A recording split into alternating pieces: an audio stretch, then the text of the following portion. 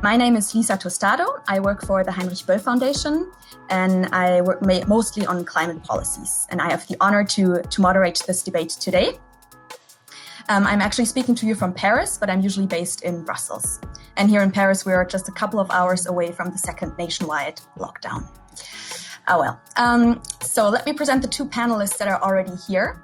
So we have Sam van der Plas, who is a policy director at Carbon Market Watch. That is a not-for-profit association focusing on carbon pricing and policies to do so. And Sam is an expert on EU climate policy, carbon markets, the EU emission trading system, and the industrial decarbonization. So thank you, Sam, for joining in from Ghent today. Glad to be here. Thank you, Lisa.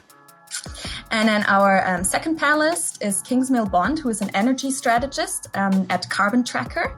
That is an independent financial think tank that carries out analysis on the impact of the energy transition on capital and financial markets. And as such, he has performed research, for instance, on the impacts of the US shale gas boom. And he has most recently, with his colleagues, launched a report that's entitled "The Future is Not in Plastics." So I'm looking forward to hearing more on that one, Kingsmill. Thank you for joining in from Oxford. Thanks, Lisa. So today we're getting together to talk about the oftentimes overlooked upstream negative climate impacts of plastics. As the movie said, I think it was a lady right at the beginning, the people tend to be much more aware about the plastic pollution crisis because it's easier to communicate on that with, impressive images on plastic pollution in the oceans and littering on the environment. But the negative impacts upstream that are associated with fossil fuel extraction and plastic production are somehow less known and also less addressed by policymakers.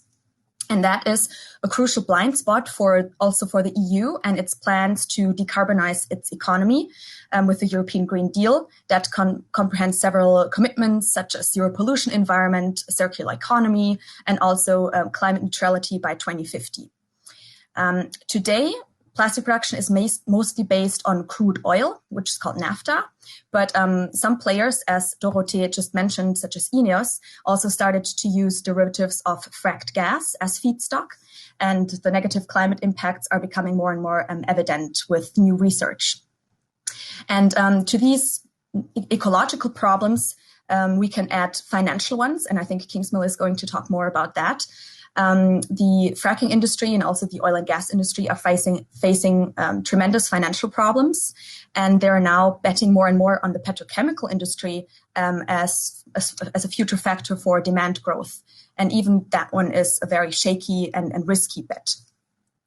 And all this is happening at a time where we really need to tackle the climate and the plastic crisis both at the same time, and yet new facilities are still being planned both in the US and in the EU. And we now want to talk about how that can go together with the European Green Deal. And we want to talk about these complex interlinkages between climate change and plastic production that are oftentimes overlooked. And we also want to talk about what kind of legislation we need to curb emissions from the sector, because unfortunately, virgin plastic production is not going to stop overnight either. And we also want to talk about policies that can help stop producing ever more virgin plastics. And I just see that Martin joined in. Sorry for being late. The ticket was missing. Sorry about that. It's all good. So our third panelist, Martin Hoisick, is from Slovakia. He is a member of the European Parliament since 2019. And has served as a member of the ENVI committee and a substitute member of the ITRE committee. So he's a specialist on environment and industry and has worked on circular economy, plastics, and has also been an advocate for more ambitious climate policies and gas. So thank you, Martin, for joining in today. Are you in Slovakia right now or Brussels? No, I'm in Brussels. Okay. So we have Brussels, Ghent, Paris, and Oxford here on this virtual panel, and people from all over the world listening. So I was just done with my little intro. And to kick off the conversation, I would like to address my first question to Kingsmill, because in your report, The Future is Not in Plastics, that was launched just 2 months ago, you state that plastics impose a massive untaxed externality upon society. Can you briefly explain what you meant by that? Why are there so many negative externalities attached to it, especially upstream, which is, again, less known by a public? And maybe Sam and also Martin can then add on to that, how we can address that, how can we internalize these externalities, and how can we make the polluters pay? Sure, brilliant. Thank you for the opportunity to speak again, Lisa. So look, and just quickly to clarify a term which is not always widely used. What is an externality? An externality is a cost that's paid for by society, not by the producers. So if you think, for example, about a paper factory making paper and dumping the waste chemicals into a river, which then kill fish, which then destroy the livelihood of fishermen, the fishermen pay the externality and the paper company makes the profit. So it's important, therefore, to realize that externalities are a real cost and people pay for them with their lives and with their livelihoods. So when we don't charge them, it's not like they don't exist. They still exist. It's just other people pay for them. And herein lies the problem, because what's really extraordinary about plastic is that the externality cost per ton, as I'll lay out in a moment, is about $1,000. Which means that the industry is imposing a cost upon the rest of society of around $350 billion a year. And they're just not paying for that. And people often say, well, okay, but how about the EPR costs? And we worked out in our analysis that actually the subsidies to the industry through subsidies to oil are higher than all of the EPR costs that are being paid. So we have a really strange situation, actually, which has crept up upon the world of this industry polluting with impunity. So just to explain, what are the four components of the externality? How do we get to $1,000? So there are four things we can quantify. There are actually a series of areas which are mentioned in the film that you can't quantify very well yet, like the microplastics. But anyway, the four that you can quantify, one is ocean plastic. Got a lot of research done on that. Probably the most detailed piece of analysis done by the UNEP, which suggests that the cost per ton is about $50 to $100. There's other research suggesting it's much, much higher than that, but let's start with that. Then you have the collection and sorting cost, which is, according to Systemic, around $250 or $300 a ton, just to pick stuff up and sort it. Then you have the carbon dioxide cost, and to be clear, plastics is responsible for around 5 tons of carbon dioxide per ton of plastic. Put a kind of $50 per ton, which is a low-end cost of onto that carbon dioxide, and it's $250 per ton for carbon dioxide. And then finally, you've got the toxins, again, talked about in the film, all of the air pollution that people have to breathe. And as a good rule of thumb, that's usually about the same as the cost of carbon dioxide, so another $250. And the point simply is, you add all this stuff up, it gets you $1,000. And actually, the initial solution to solve this problem, I would suggest, is actually incredibly simple. Clearly, Martin, is not simple because you have to force the legislators to do it. But nevertheless, in theory, it's simple, which is you make the polluters pay, which in economic terms internalizes the externality. And there was a lady at the end of the film who I think quite correctly said, look, if you internalize the externality, you solve the problem overnight. Because as soon as you do this, all of the people producing the plastic and using the plastic find ways to reduce usage. And final observation, Lisa, we spend a lot of time trying to think of very clever ways to reduce plastic usage. We don't actually need to do that. You just put the tax on and people figure it out. And a good example is what happened in the UK, for example, when we started charging people for water. They just basically stopped. They turned the taps off. They replaced leaking taps. And in Russia, when they started charging people for heat, they closed the windows in wintertime. It's not very difficult, actually, once you start to internalize the tax, to have a very significant impact upon a bloated industry. So I hope that's a useful introduction to externalities. Thank you. I think that was very clear. Sam, would you like to add on to that? How has your work so far related to policies that could help internalize these externalities? Sure, happy to, and it's a pleasure to be here. Thank you, Lisa. At Carbon Market Watch, we're a relatively small NGO. There are 10 people of us based in Brussels, and we're really focusing on carbon pricing policies in Europe, but also globally. So this is for us very much a question about internalizing those external costs, but then the external costs related to the climate crisis and the way carbon pollution globally and in Europe causes and contributes to that. I think, let me first start by saying, I think the movie that was shown earlier, I think it's excellent to really explain how plastic pollution and what ends up on the beach is just the tip of the iceberg. And really, it's part of a nexus of environmental impact. Water and air pollution, the climate crisis, plastic waste, very much all the different sides of the same coin. And it comes at a very interesting time, especially, and I'll focus a bit on the European agenda specifically right now, with the European Commission, its Green Deal, the goal of climate neutrality, the prospect to increase the European greenhouse gas emission reduction target to at least 55% by 2030. These are steps in the right direction. They don't go far enough. That's a slightly different debate, but let's be clear that those goals need to be made stronger and more adequate to limit the climate crisis. It becomes now increasingly clear that all sectors, including the petrochemical and plastics industry, will have to contribute. Because climate neutrality means basically there's no place to hide anymore. And for the plastic sector, because it has extremely long investment cycles, you don't build a cracker every 5 years. Once it's there, it stays online for decades. It means basically that climate neutrality needs to start today. So it's really important that these sectors also roll up their sleeves and get to work.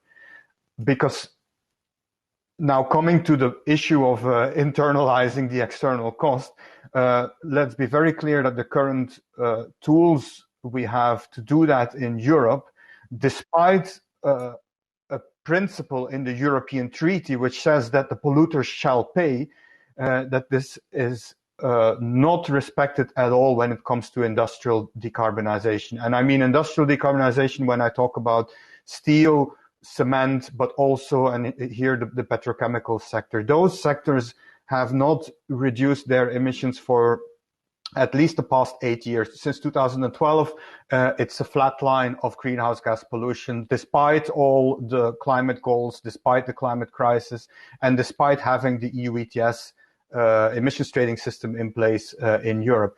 And this is no surprise, because more than 90% of all the carbon pollution from those sectors has no price tag attached to it. There is a massive handout of free emission allowances under the EU ETS, which is basically, I think, a hidden scandal of European climate policy making. And it's something that needs to be corrected if we are serious about solving the problems which were shown in the movies. Yes, thank you. I think we will come back to the ETS because it's quite an important issue, and it's also, as of now, basically only tool that the EU has been using to decarbonize. And right now they're looking into other tools as well, with an ambitious goal of decarbonizing rapidly now. I would like to come to Martin now, and also looking at the chat, there were questions about, well, first of all, taxes alone will probably not help. And Kingsmill has already responded to, partly at least, to that question, but maybe Martin, you also want to say something about that when it comes to decarbonizing the petrochemical sector in Europe. What helps? What are your ideas? What is the European Parliament discussing right now? And a second question would be about a very topical and a timely thing, which is the new INEOS plant being built, or being planned at least, at the port of Antwerp, that actually relies on these very problematic supply chains that we have seen in the movie. So derivatives of shale gas from the US, LNG imported to Europe and then transformed into new virgin plastics at a time where, the EU has actually committed to reduce both its greenhouse gas emissions and plastics. So, Martin, what's your stance on that, please? Well, if it would be that easy, but no. To start, thank you for the opportunity to be part of the panel. It's really interesting discussion, and I think Kingsmill, what you said at the beginning about the internalizing of the externalities and the polluter pays. We have lots of bold words in legislation, and certainly often like also then kind of how to get it into practice. And also the free handouts are something of an example in this, where what one hears from at least parts, not all of the industry, is please give us the carbon border adjustments, but continue with the free handout. It kind of handouts doesn't really work together. I think what is crucial here is beyond trying to find a way how to bring in the external cost, and there's been an attempt, for example, and I'm a big fan of extended producer responsibility, trying to find a way how to incorporate the entire life cycle and individualize it, at least on the financial level, so we don't have to have physically separate infrastructure, but there is a differentiation which would enable kind of the driver for change to be on per company basis, and therefore kind of use also the market forces to drive the innovation. I think what we need to look at, and that's an interesting aspect here, is this is in some ways a lot of climate problem and a pollution problem, but the solution is in a circular economy. This is where in some ways what we need to look at is how we manage the materials. And I have an ambivalent relationship with plastics, as with almost everything else. It's a good servant, but a very bad lord, as we say in Slovak. And my rough translation of this saying is, and right now we are ruled by plastic rather than the plastic is serving us, and that's because we ended up in a linear model. Now, one of the challenges that we face in a short term is, and then what I see in the last days, weeks, is an attempt to undermine the kind of the push for move to a circular economy by the incineration industry, which under the disguise of energy recovery is saying, hey, burning all this waste and is and taking energy from it is renewable, it's circular, it's good. Honestly, it's not. It's creating fossil-based CO2 emissions.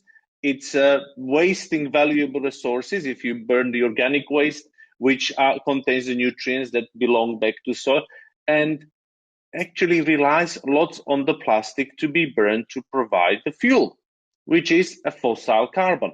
And I think this is something where we have to watch very closely what the Commission, and I haven't seen yet in detail the leak that came out today on the delegated act on the taxonomy, on the mitigation.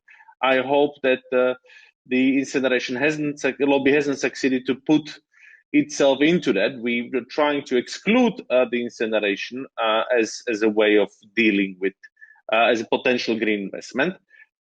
So we need to push for very clear prioritization and kind of using of the waste hierarchy in a legal way, which will, I think, be important component in motivation for the industry to look for closed loop systems. So we, and in the discussion whether it's going to be to some extent fossil based or whether it can be based in terms of a plastic now, or it can be fully based or to large extent based on bio-based plastic, I'm not on either side, but I think the key is to now look for ways, how we can, on one hand, of course, limit the use of plastic, but whatever plastic we use has to be part of the circular loop. It's nice that you see here in Brussels, I moved a few months ago to Brussels to avoid commuting, and it's nice if you see that, if you buy something in IKEA and you have on it special designation, this is the type of plastic, where here, everything but the PET and Tetra Pak goes to incineration. So we really need to kind of see how to connect these and create an environment where the businesses are discouraged or ideally prohibited from going to linear systems, and are encouraged, and the framework is creating where we channel investments into transformation into the circular systems, of course toxic free. I don't want to go into detail there. And this is going to be the big question for first of all the use of public money in the recovery plans, because let's be honest, lots of these projects for using for creating new capacities for plastic production, lots of the projects for installation are at least hoping, if not relying on public money, my money. And I think this is very important to realize. It's not even clearly making so much business sense, I'm afraid. Yes, thank you. That was a very good bridge to what's going on in the chat and also to my next question. So you made it clear that we have to think in more circular terms and thinking about the upstream, the use phase, but also the downstream. But every circle kind of has to start somewhere. That brings me to that big question of stranded assets. So we briefly mentioned the INEOS plant relying on that fracked gas to produce more virgin plastics that is in the stage of being planned right now. And Kingsmill, you wrote in the chat that it is likely to end up as a stranded asset as well. And in your report, you also make the argument, the financial argument, that the oil industry is pinning its hope on strong plastics demand growth. But you don't think that this will materialize because the EU and also other countries in the world start to really tackle the problem of plastic waste and also act on climate change. And in your report, you're predicting virgin plastic demand peaking in 2027. So there is a stark contrast, between these hopes of the incumbents and that bet on demand growth, and at the same time that need to stop production. So unless this is stopped, that will result in continued low prices and stranded assets, as you said. So can you develop a little bit further? How did we even get ourselves into that situation where we are still planning plans that don't even make economic sense? How did we get there? Yeah, it's completely crazy. I mean, it's quite good timing, I guess, for this call that the news should come out today. But these companies and their backers, their financial backers, will regret this kind of decision because we've seen this movie before. It's like the coal sector deciding to build new mines in 2012. It's like the electricity sector building new coal-fired power stations in 2011. They're very confident they're going to get used, and they never did. A lot of these things never got switched on.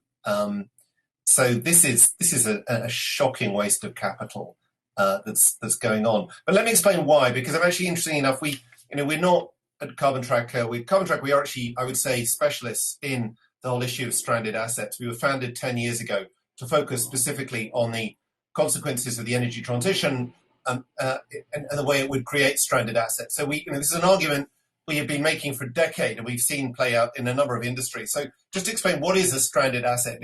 It occurs when an industry plans for growth in supply, but there's no growth in demand. And that gap between supply and demand is no longer required production capacity, and that's a stranded asset. The reason we're particularly interested in the plastics industry is if you look across the global energy system right now, many areas have begun to realize that change is coming, and they've changed their plans and they've reduced their plans for expansion, but not plastics. So the plastics industry is uniquely stupid because they are not listening at all to what's going on in society.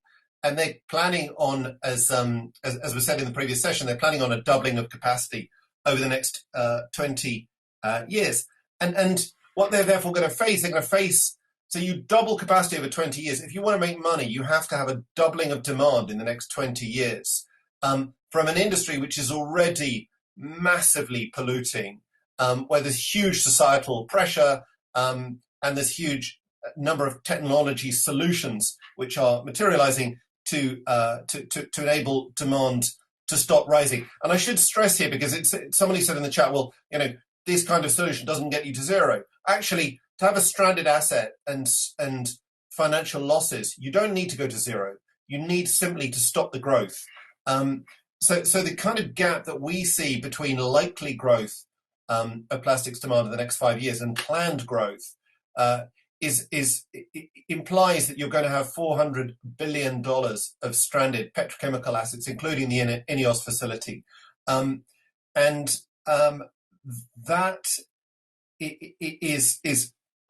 that's highly damaging for the industry because it creates an environment of continuous overcapacity, which reduces prices right across the board. But in addition to that, it has very significant consequences for the oil industry because the oil industry itself is betting its future on plastics, which is a pretty sad situation to be in. But basically, all of the other drivers of oil demand growth have been falling away. So like 10 years ago, it was meant to be cars, and then Elon Musk came out with an electric vehicle. And so they've given up on cars, and COVID has killed airlines as been a big hope. And now trucks are also disappearing because you get electrification of trucks as well. So the only area which now accounts in the IEA forecast for 60% of expected growth of oil demand in the next decade is plastic.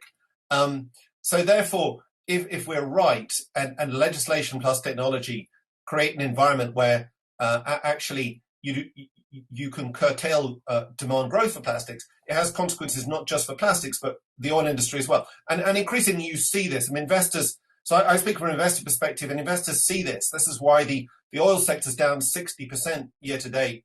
And this is why you've seen really devastating impact on many of the fossil fuel companies as people begin to wake up to it. I think they're now starting to wake up to it in plastics as well.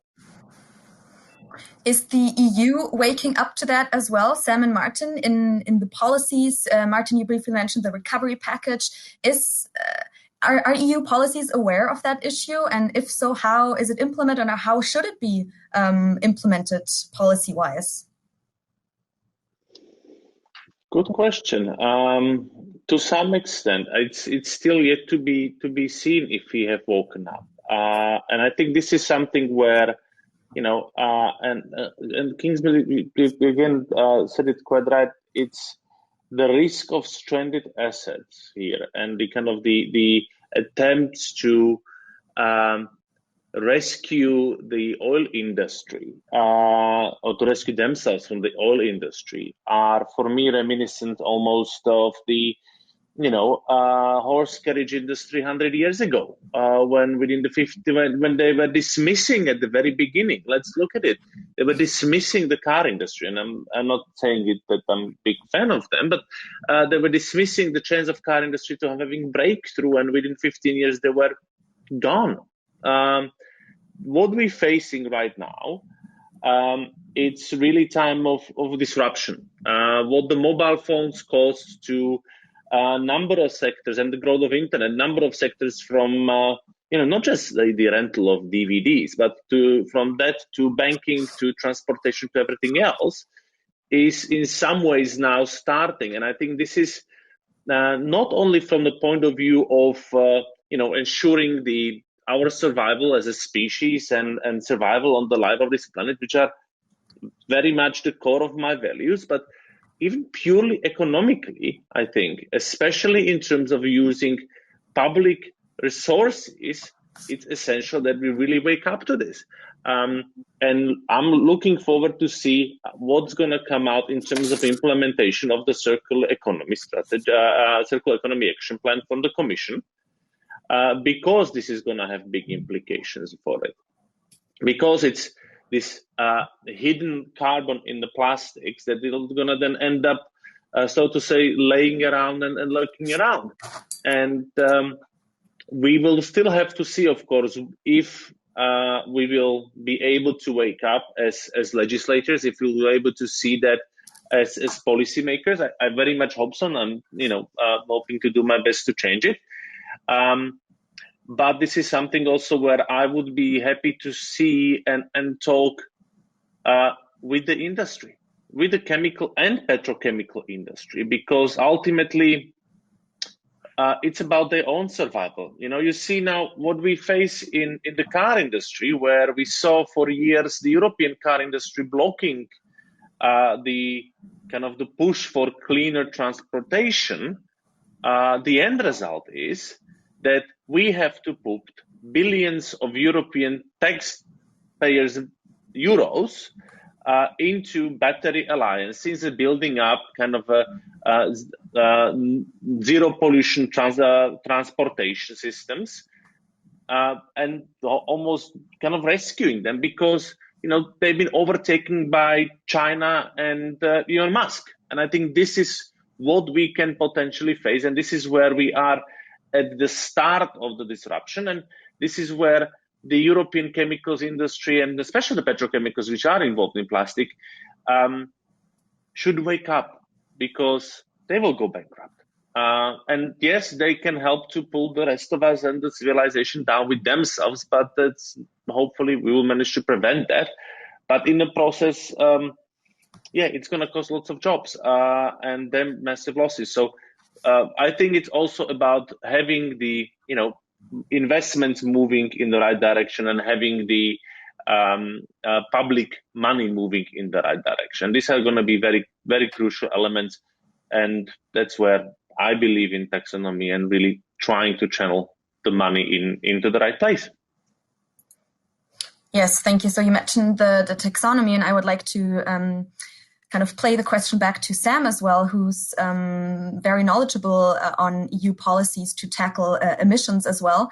So what is the role of the petrochemical industry currently, and maybe in the future, when it comes to tools that the EU can use to tackle emissions, such as the European emission trading system, but also the Industrial Emissions Directive, which as of now does not include greenhouse gas emissions, but maybe you can elaborate a little bit on that.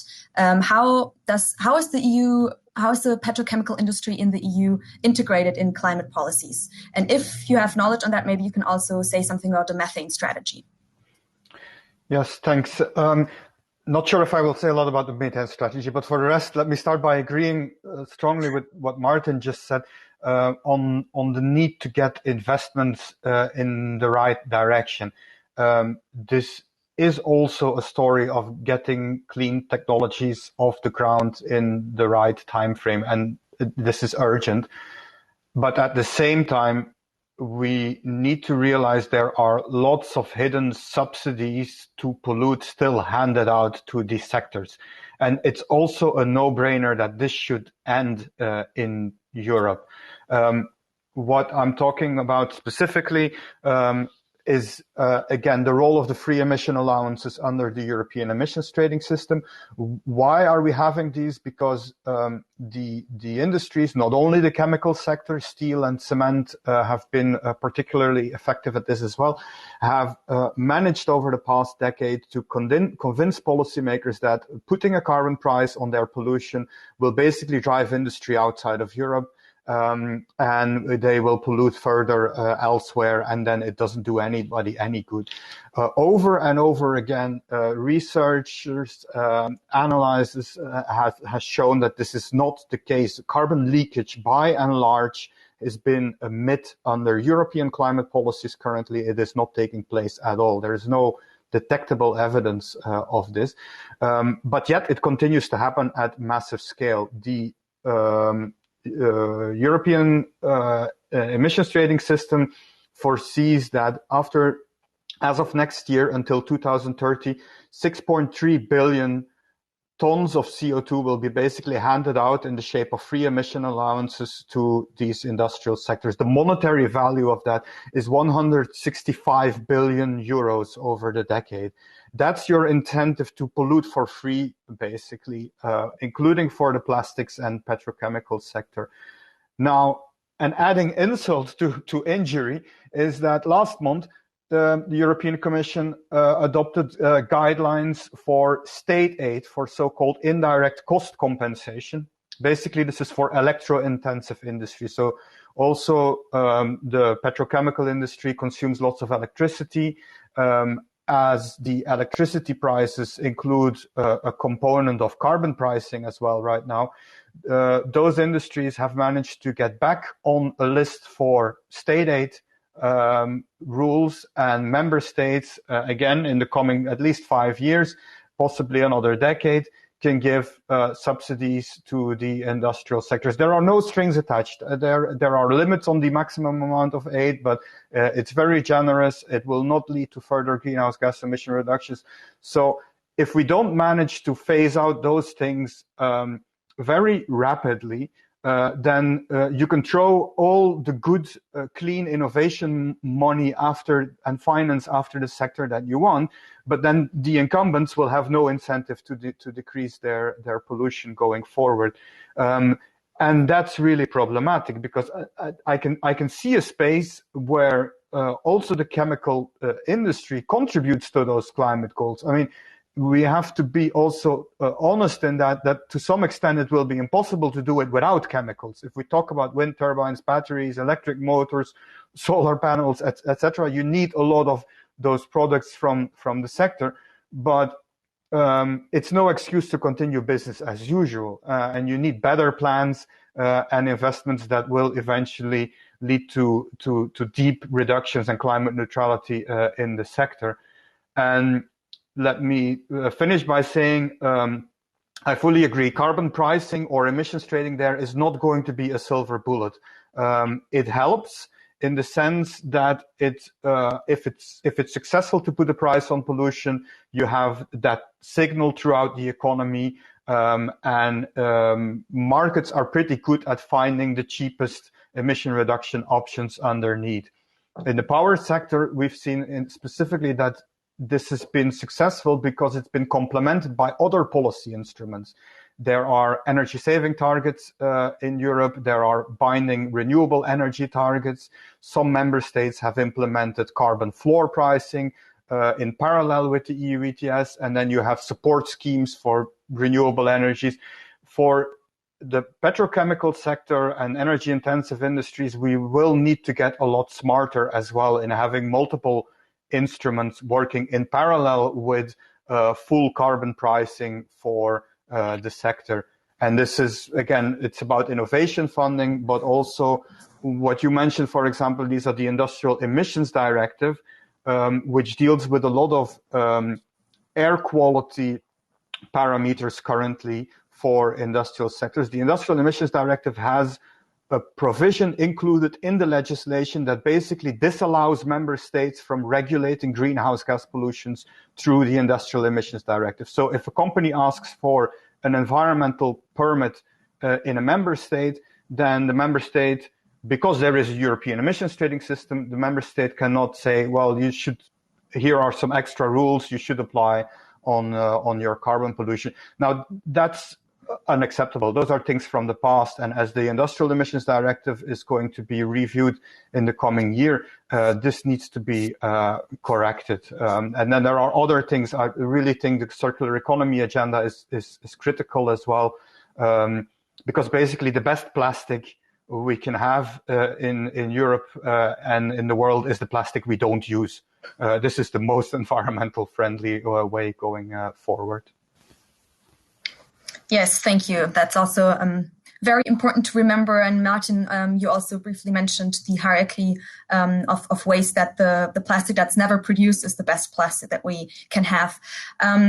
So Sam, you mentioned a mix of instruments that we have and that we need to use in parallel. And in the chat, the question also popped up about a possible carbon border adjustment. That's a very hotly debated topic right now and in the pipeline at the Commission. And we also have the methane strategy that could, pick at least some low-hanging fruits, because a lot of methane emissions that are associated with shale gas, but also like fossil fuel extraction or plastic production along the entire supply chain could be avoided at more or less no additional costs for the industry, venting and leakage, etc. So Martin or Kingsmill, any thoughts on the carbon border adjustment and the methane strategy and the potential to cut on emissions along the life cycle and upstream of plastics? I defer to the parliamentarian. I'm happy to talk about carbon taxes myself. The hot potato has been passed and lands in my lap. The carbon border adjustment, I think it's important. And for me, this is it's not about just carbon pricing and all these things. It's ultimately about the question of fairness and justice. If we don't have a situation where we would have a global deal that would be actually upheld and implemented, curbing greenhouse gas emissions, we need to have mechanisms where we ensure a level playing field for the European economy. It's not something that it's a desired thing. If you would have a global system, I think it would be better if it would be sufficiently ambitious. But this is simply to ensure that we cannot be not only dumped on but also that there is no motivation really to export the pollution, because I hear about the kind of the carbon leakage argument, but I think what we have to make sure that we saw a lot of the expansion, especially I work with the toxic chemicals a lot, and relocation of the production of some hazardous chemicals outside of the EU because of the regulation.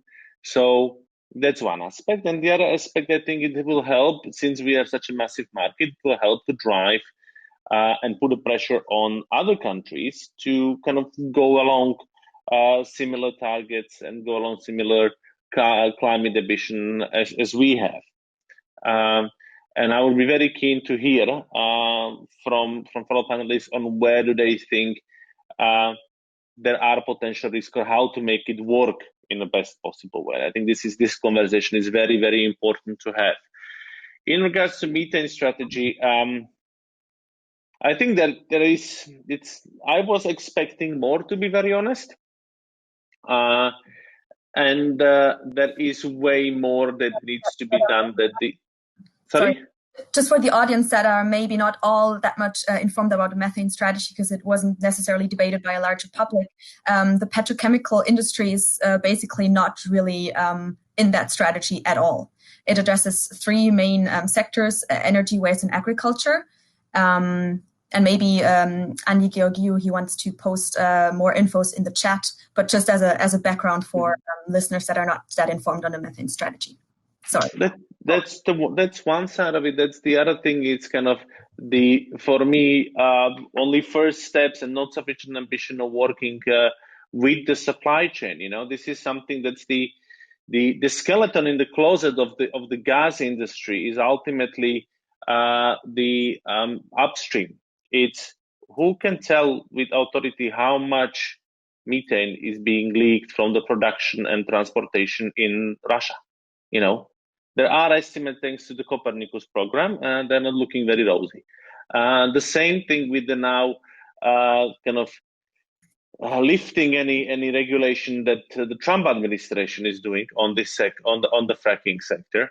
That's another concern, and there are data which show that some of the sources of gas can be worse than coal, which I'm not a fan of coal, and this is something which I think we need to have more ambition to address within the methane strategy. But also we need to be realizing again here that as a methane strategy, for me, kind of primarily linked to natural gas, is we should follow, just like in the waste hierarchy, in the energy usage, the energy hierarchy, which is energy efficiency first, then the renewables, and only then we look at some potential transitional use of gas. What is going to be crucial in the gas strategy is what are going to be the actual step, be it on kind of the policy practice level in terms of international cooperation negotiations, but also in terms of any legislative steps, because strategies are nice, but actually what we need is a real action. And that's something which, when you look at the challenges that we have with the very good biodiversity strategy, which I'm a big fan of, and then we have common agriculture policy. That's where we face. We have great strategies, and we need to have equally great legislation. This strategy could be better. Point. So maybe we can make legislation better than the strategy. There is nothing to stopping us. Yes, thank you. Very good point. I think it's always important to remember also when talking about the European Green Deal that oftentimes it contains a lot of strategies and we are still waiting for these strategies to be implemented and that legislative acts are actually derived from it. So we are watching closely what the European Commission is doing and how the European Green Deal actually becomes more concrete and more touchable. And one legislative act would be the carbon border adjustment. And Sam, you mentioned in the chat that you would like to elaborate a little bit further on that. Yes, thanks. I forgot to mention it earlier, and I think it is important because it is right now the public consultation by the European Commission has just closed today or yesterday, I believe, and I shared a link to our briefing we submitted in parallel with answering the questionnaire. In the European Parliament, there's also an own initiative report on this being considered, and it is indeed one of those hot potatoes as well. I think there are a couple of principles, main points to keep in mind when considering a carbon border adjustment mechanism. And first is the question, which problem are we trying to solve really? And I highlighted before that I don't think currently carbon leakage is a major issue, but yet we do have a lot of provisions in place that protect against carbon leakage. And I think the way the European Commission had set out the ambitions in the Green Deal to establish a carbon border adjustment mechanism as an alternative to existing measures to prevent carbon leakage under the EU ETS was the right one. And I am looking forward to the European Parliament also clearly supporting that aim of the Green Deal enshrined in there. Why is this important? Because we cannot allow these industries to continue to A, pollute for free inside Europe, and then B, at the same time be protected against imports coming from elsewhere. You do it either or, but you cannot have it both ways. And a second component is that we believe a carbon border adjustment mechanism should really serve to decrease pollution further in Europe, but also inspire the rest of the world to follow suit. And this means you need to be smart in the way you design it. If it's a very blunt instrument based on average carbon performance parameters, it's not going to incentivize importers of these materials into Europe to move to cleaner production routes. And therefore, I think it is going to be a big challenge. This will take a while, but therefore you really need to make sure Europe also gets a clear understanding of what is the carbon footprint of different imports depending on where they come from and where they are produced. So it needs to be a granular system. And then last but not least, a lot of industrial sectors are currently also in Europe are also asking that the exports would be exempted from the carbon border adjustment mechanism, basically giving them a rebate as soon as the goods are exported outside of Europe. Also, this would blunt and it would mute the carbon price signal. It could even lead to a perverse incentive where basically the most polluting installations in Europe are choosing to export their goods because then they would get rebated and don't have to carry any of the carbon costs anymore. So there's lots of devilish details underneath in there. I shared a link to our paper, which has 10 principles outlined and a lot more detail in there. But this is going to be important, not only for steel, cement, but also for the petrochemical sector. It's definitely worthwhile to consider it in more detail. Thanks. Lisa, may I bring in the global perspective on this, because there is an elephant in the room, or an elephant we hope no longer in the room after Tuesday. So exactly. I was just about to ask you actually, because we only have like 7.5 minutes left, and I did want to ask you about the potential outcome of the election, how that might, impact global gas and markets and petrochemical industries in the US and here. But with relation to this carbon border adjustment tax, I mean, at the moment, the big impediment to change is the current Trump administration, because within the last month, you've had the Chinese basically say they want to have net zero by 2060. You've got Japan, you've got Korea, you've got Europe. If after Tuesday we get America as well, and then we'll have all of the world's leading countries searching for solutions to get to net zero by the middle of the century. They're going to very quickly find that they need to start taxing carbon everywhere. And one way to achieve that is to have these carbon border adjustment taxes, because if we levy it at 50 euros a ton, then actually the Chinese will quite quickly work out that if they levy it at 50 euros a ton, then they don't have to pay the tax. And actually that's how you get it to go global. And that's why I think it's one of those ideas which I understand has been really, really tough for many years, but it's one of those ideas whose moment has come, and we shouldn't forget that. Yes, thank you. And do you also want to comment on these, linkages between the US shale gas boom and the expansion of the petrochemical industry in the US and also to some extent in the EU, and how potential policy changes in the US could also impact that at the EU level? Yeah, it's really significant because, I mean, as again has been mentioned, the growth in petrochemical supply, a large part of it comes from all of this US shale gas, which is looking for profitable areas to go, and therefore once you get an administration that actually cares about the health of its people a little bit and starts to curtail it, then you're going to have you'll have consequences from that. So yeah, it will reduce the amount of new supply coming on stream, but it would just have a very different global environment as a result. Okay, thank you. We have just over 5 minutes left. One issue that we haven't really touched upon is taxing plastics itself, and the ongoing debate also at the EU level on a tax on plastics and how that may impact things. As a own resource for the EU, that's one of the taxes and one of the policy measures that is currently being debated.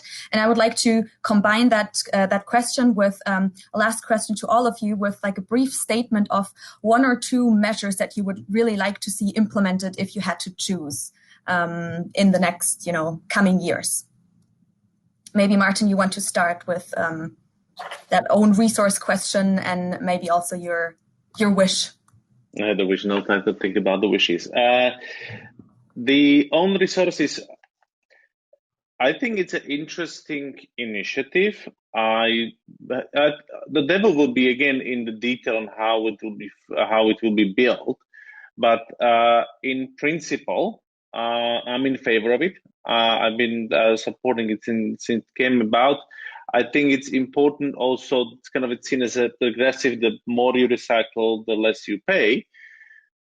The trick here will be, and that's why I'm saying the detail, because we sometimes think that we recycle a lot in Europe, but actually we are able to collect quite a bit, but then we don't know how to recycle it. And we used in the past years, until they stopped it, to ship it to China, and China stopped, and then we shipped it to Southeast Asia. So I think this is where we need to see on how the details of how this tax will be not collected, but specified, that it's not only about collecting the plastic waste, but also about actually recycling, and not only just recycling it, not downcycling it, for example, because you see things like, let's put the plastic into the roads. I don't know if this is something which can be done on the long term, because then we have to pay the entire planet with the roads. So that's where, yes, I'm in favor, but we need to do it right. And in terms of the last the wishes, I think that my big wish is that the policymakers and businesses alike, I think I'm less concerned actually about the public, finally wake up to the fact that we are facing a major disruption. And I'm not talking only about the kind of the impending really climate disaster. I'm talking about the major breakthroughs that we have in terms of technology and what we can actually achieve now. And for the sake of themselves, but also us all as a society, try to fundamentally rethink the way we do business and we run economy. I think this is incredible opportunity we have on our hands. It's not about the cost. It's actually about how much money we can make out of this, even if I can appeal this way to, kind of the profit-seeking entrepreneurs. I think this is where we can turn it into something good. And let's not lose this opportunity because, I can talk for my children. They will not forgive. Yes, thank you. I think it's also an employment argument to make here, right? In the time of crisis, when we rethink the economy and reuse systems and refill systems, etc. So, sorry, we're running out of time. Sam, please, a short statement on your most wishful thinking. Yes, thanks. From a carbon market perspective, the main thing to do is to phase out all free emission allowances under the European emissions trading system and instead move to a system of 100% auctioning of the emission allowances. And the benefit of doing that would not only mean that you actually pay a price for your pollution, but the revenues can and should be smartly reinvested into climate solutions. And then I think even the plastics and petrochemical sector could get a share of this and to help them decarbonize further. But continuing to allow them to pollute for free is unacceptable if we're aiming for climate neutrality. Thank you. That was very clear. And now Kingsmill. And if you feel more comfortable, you can also use that as an elevator pitch for investors. You can choose whether you want to talk about policies or the main arguments for investors. Well, just very quickly on policy, to echo the excellent comments of my two fellow panelists, which is that we should be taxing plastic production at source with no exceptions, and that's it. And particularly now that policymakers have more power, they should just do it and stop, I guess, listening to special interests. That's what government is for, is to tax externalities. And as for investors, we very clearly been saying to investors that if they invest in the expansion of industry, there you are, my elevator pitch. Thank you so much. I don't know if that ends automatically. Okay, no, it doesn't. It just says -2 now. Thank you so much for having been so clear. Thank you for your time, for joining in. And I will now briefly wrap up in the next session, but I don't think that you will be on stage. So really a warm thank you to all of you. And I again invite our audience to check out the Futures Not in Plastics report, the briefings of Carbon Market Watch, and all the good resources that were posted in the chat. So see you in the next session. Thank you so much.